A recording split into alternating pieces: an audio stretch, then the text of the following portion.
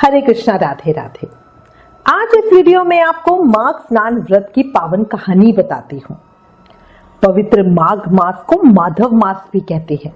ये बहुत ही पावन और फलकारी महीना है, भगवान श्री कृष्ण का प्रिय, इसीलिए उन्होंने इस महीने को अपना नाम दिया है। इसमें किए गए मात्र 3 दिन के स्नान से हमारे सभी पापों का अंत होता है। और सोचो, जो पूरे महीने का स्नान व्रत करता है वो अपने आप के साथ साथ अपने पूरे परिवार के पापों का अंत करवाते हैं। तो चलिए अब आपको मैं अति फलकारी माघ मास स्नान व्रत की कहानी बताती हूँ। इस कहानी को माघ मास में हमें रोज सुनना चाहिए, स्पेशली जो लास्ट के 5 दिन होते हैं, जया एकादशी से माघ पूर्णिमा तक, उसमें इस कहानी को सुनने मात्र का बहुत अधिक फल होता है। माघ महीने में इस पवित्र माघ स्नान व्रत की कहानी को सुनने मात्र से हमें बहुत अधिक पुण्य मिलता है। तो चलिए भगवान का जयकारा लगाते हुए अब हम कहानी शुरू करते हैं। बोलो मोर मुकुट बंसी वाले की जय, वृंदावन बिहारी लाल की जय, माघ महत्तम की जय। बहुत समय पहले की बात है, किसी गांव में एक भील भिल्ली रहते थे। वो जंगल से पंछी जानवर पकड़कर बेचकर अपना गुजारा बसर करते। बहुत बार तो रोटी भी उन्हें नसीब नहीं होती। भील भिल्ली अपने हालात से बड़े दुखी रहते। कितनी भी मेहनत करते पर कुछ पैसा बचा नहीं पाते। समय यूं ही कट रहा था। एक समय भिल्ली पानी भरने के लिए नदी के पास गई तो वहां औरतें माघ स्नान व्रत की चर्चा कर रही थी। भिल्ली वहीं खड़ी होकर उनकी बातें सुन रही थी। कुछ देर के बाद भिल्ली उन औरतों से बोली, बहन, ये माघ स्नान व्रत करने से क्या होता है? तो उनमें से एक औरत बोली, माघ मास बहुत पावन महीना है। जो इस महीने में सुबह सूर्य उगने से पहले स्नान कर लेता है और पूरे दिन सिर्फ एक बार भोजन करता है, उसके सभी पापों का अंत हो जाता है। भगवान उस पर प्रसन्न हो जाते हैं और उसके जीवन में सुखी सुख कर देते हैं। कल से ही माघ का पावन महीना शुरू हो रहा है। भिल्ली ने पूछा, बहन, पूजा कैसे करूं? मुझे तो कुछ आता नहीं। तो वो स्त्री बोली, सुबह जल्दी नदी पर नहा लो, भगवान का नाम लो, पीपल तुलसी पर दीवा लगा दो और दिन में एक ही समय खाना खाओ। भिल्ली बोली, हाँ, ये सब तो मैं कर सकती हूँ। अब भिल्ली बड़ी खुश हो गई और सोचने लगी, हम पिछले जन्मों के पाप कर्मों की वजह से ही तो ये गंदा काम कर रहे हैं और इतने दुख झेल रहे हैं। अगर कान्हा जी चाहे तो मैं भी माघ स्नान व्रत करूं और अपने पापों से मुक्ति पाऊं। अब ये सोचकर खुशी खुशी वो घर आई और अपने पति को नदी किनारे हुई सारी बात बताई। भील उसकी बातें सुनकर हंसने लगा और बोला, ये सब पैसे वालों के चोचले हैं, हमारे लिए नहीं है। हमें तो कोई मंदिर में पूजा भी नहीं करने देगा। भिल्ली बोली, हम तो ये स्नान व्रत भगवान के लिए करेंगे, इसमें पैसे की बात कहां से आई? पर फिर भी भील उससे बहस करता रहा और उल्टा सीधा बोलने लगा। भिल्ली ने सोच लिया कि वो तो स्नान व्रत जरूर करेगी। अब अगले दिन सुबह अंधेरे में ही भिल्ली नदी पर पहुंच गई। अच्छे से स्नान किया, पीपल और तुलसी पर दीप जगाया और वहीं किनारे पर बैठकर भगवान को याद करने लगी। उसे पूजा पाठ करना तो आता नहीं था, इसलिए वहीं बैठे बैठे हे राम हे कृष्ण बोलती रही। जब सूरज तेज चमकने लगा तो वहां से उठकर घर आ गई। अपने घर के कामकाज किए, कुछ खाया पिया नहीं। शाम को भगवान को याद किया और फिर भोजन किया। अब धीरे धीरे पूरे माघ का महीना बीत गया। माघ पूर्णिमा आई। भिल्ली भील को बोली, आज मैं आपके साथ जंगल नहीं जाऊंगी। आज मेरा माघ स्नान व्रत पूरा हुआ है, आज मुझे इसका उद्यापन करना है।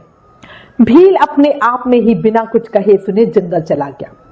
भिल्ली ने पीछे से बढ़िया खाना बनाकर अपने नंद नंदोई को जिमाया, भांजे भांजी को भोजन करवाया और उनके जाने के बाद बिल्ली भोजन आंगन में रखकर भील का इंतजार करने लगी।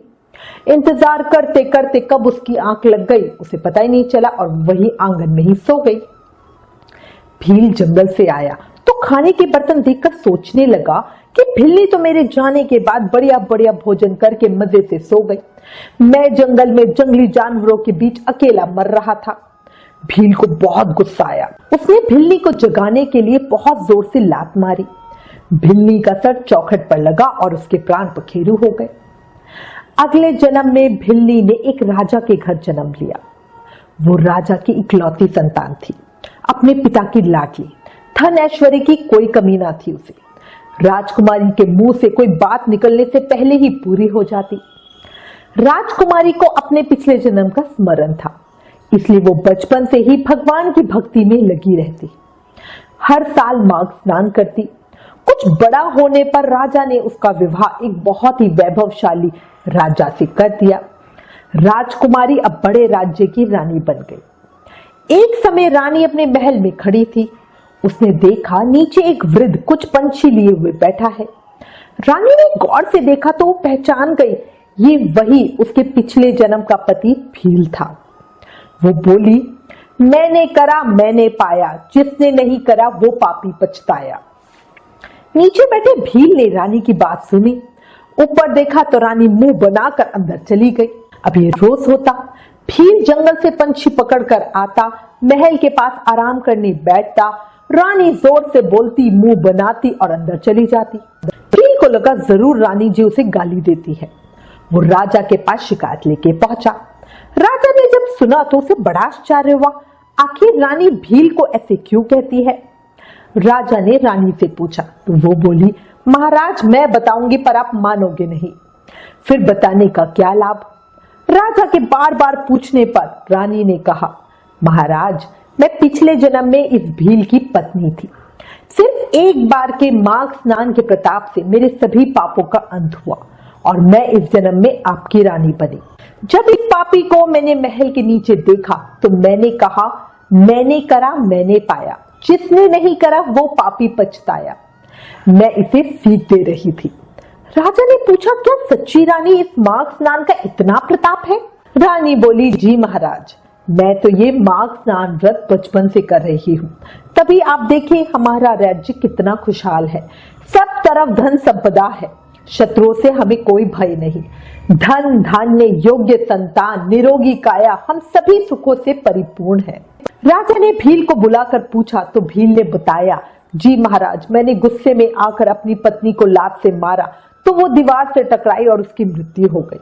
राजा ने भील को अपनी पत्नी द्वारा बताई बात बताई तो भील भी हैरान था। फिर माघ आने पर राजा रानी और भील तीनों ने माघ स्नान व्रत किया। कुछ समय में ही भील की मृत्यु हो गई और वो अनंत काल तक स्वर्ग में निवास करने लगा। राजा रानी आनंद पूर्वक अपना राज्य सुख भोगते रहे और माघ स्नान करते रहे। अंत में वे दोनों भी बैकुंठ को प्राप्त हुए और श्री हरि के चरणों में रहने लगे। हे माघ मास के ठाकुर जी, इस कहानी को कहते सुनते हुकारा भरते, सभी के मन की इच्छा पूरी करना, सब पर कृपा करना, अपना आशीर्वाद बनाए रखना, अपना प्रेम हम सब पर बनाए रखना। बोलो माघ महत्तम की जय, माघ मास के ठाकुर की जय। इस वीडियो को ज्यादा से ज्यादा शेयर करें ताकि सभी को माघ के पवित्र मास का फल मिल सके। जय श्री कृष्णा, राधे राधे।